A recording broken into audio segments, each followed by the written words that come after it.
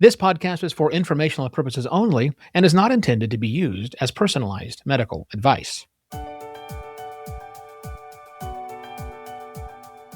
Welcome to Be Well with Skagit Regional Health. I'm Evo Terra, and with me is Dr. Camille Connolly, an orthopedic surgeon at Skagit Regional Health. Today, we'll be discussing how technology is changing orthopedics. Thanks for being here, Dr. Connolly. Hi, thank you for having me on.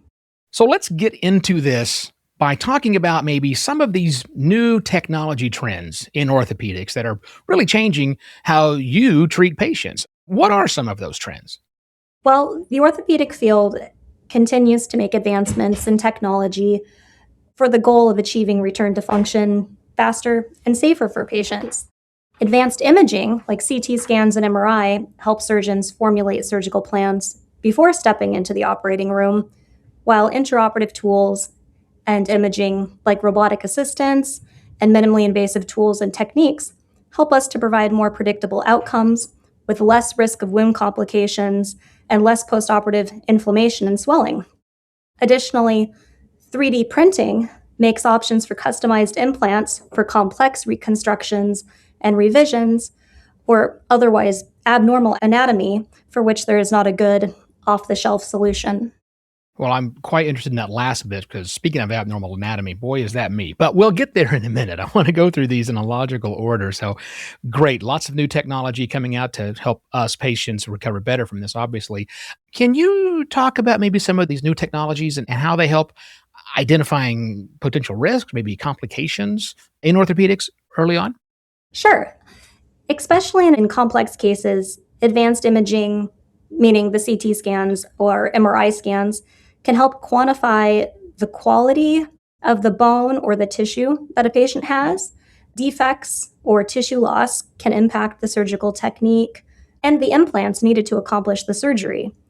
By predetermining this need with the advanced imaging, surgeons can plan for devices or grafts needed, as well as more appropriately plan for the surgical time needed for the reconstruction, and in turn counsel the patients more accurately on the treatment options and the outcome and the recovery expectations. That makes a lot of sense to me. I mean, if you know all these things going in, it's going to be better for everybody on the outside. Perfect. Okay. I hear the word minimally invasive surgical options quite a bit. And my mother, 77 years old, clearly has a different version of what that than anybody else that I know of. But nonetheless, minimally invasive surgical options. These are, I know, contributing to better recovery outcomes, but I'm assuming they also help with prevent future issues because they're better. Can you talk about that for just a little bit? Of course. Minimally invasive surgical techniques allow for both small and large procedures through relatively small incisions.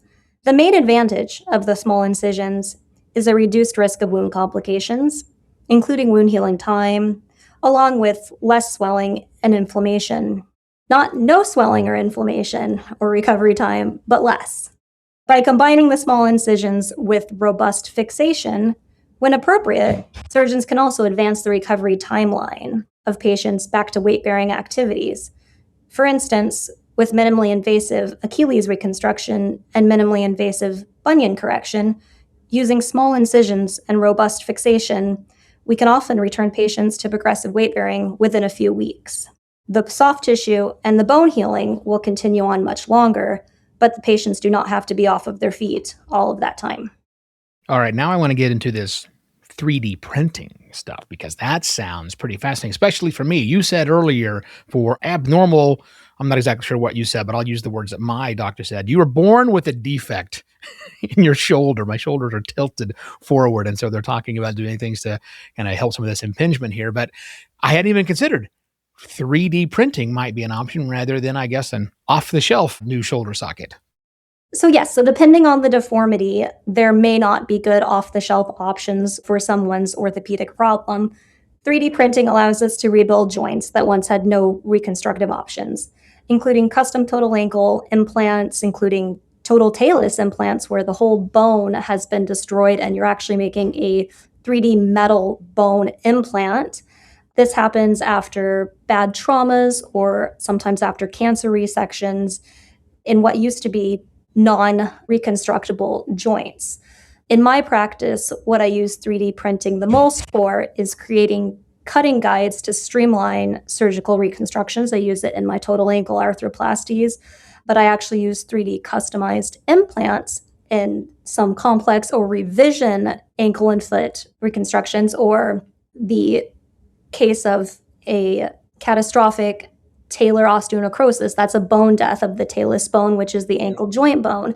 And you can actually print a 3D model of the bone that was supposed to be there before it was damaged and replace that. And what that can do for a patient is can give them a option for maintaining function and range of motion, where previously the only solutions in a bad talus osteonecrosis was a complex fusion that takes away motion or an amputation.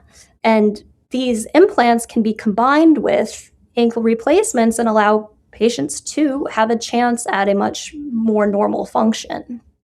Earlier you said that these aren't the plastic 3D printers that we have on our desks, right? That's not what we're doing here. When we're putting it inside the body, you said that we're actually utilizing metal to do that. Do you think, and I know this is a crazy question, I'm not asking you to predict the future here, but do you think we'll get to the point where we can 3D print new bone material? So that is actually being done in a way. There are 3D printing setups to make customized, we call them cages in orthopedic surgery, where they are a structure that we typically fill with bone graft and combine them with internal fixation. So if a person is missing a section of their tibia, that's a section of the long bone, their long shin bone, you can actually make a cage out of a metal in the shape or size of their bone defect that you would implant during a surgery and fill with bone graft to give a structure and containment to that bone graft to heal along that defect. You can, again, like the total talus implant, that is basically making a metal bone, which is metal, but it's in the shape of a bone. And you can do that customized for mostly any bone in the body with the technology that we currently have. There are some places that it is being used more commonly than others, just based on need. The needs for kind of these procedures, it really depends on what the defect is and what other options are kind of on the shelf or appropriate. Right. Well, clearly, obviously, this technology is advancing at a rapid pace. I mean, who knew? Well, I didn't know 3D printing was actually a thing that we're doing now, but that is lovely. Anything else you would like to add to this conversation, Dr. Connolly? Yeah, so a lot of this advancement has been made over the last 10 years. Some of these technologies started much longer ago than that. But over the last 10 years, and especially the last 5 years, the access to the technology, the access to be able to get 3D reconstructions, 3D cutting guides, and custom printed implants has become much more widespread. And so things that I had to really fight or work very hard to make accessible 5 years ago, I have a easier time accessing for my patients now, or that once you could only get at a few centers, you can get much easier in the community at large. And one thing for our patients to know is that we have a lot of these technologies available here at Skagit Regional Clinics. And being able to get these types of surgeries closer to home certainly has advantages for our patients. And we're very happy to offer them here. So we use robotic-assisted guidance in knee replacements. We use minimally invasive techniques when they're appropriate. And we use the advanced imaging to help us plan our procedures, all to help optimize outcomes for our patients. Well, it sounds like you're saying I need to go to Skagit Regional Health and see someone about this shoulder that I've been ignoring for the last 5 years. We'd be happy to see you. Oh, thank you very much for all the information today, Dr. Connolly. You are very welcome. Thank you for having me. That was Dr. Camille Connolly. For more information, please visit skagitregionalhealth.org. If you enjoyed this episode, please share it on your social channels and check out the entire podcast library for topics of interest to you. I'm Evo Terra, and this is Be Well with Skagit Regional Health. Thanks for listening.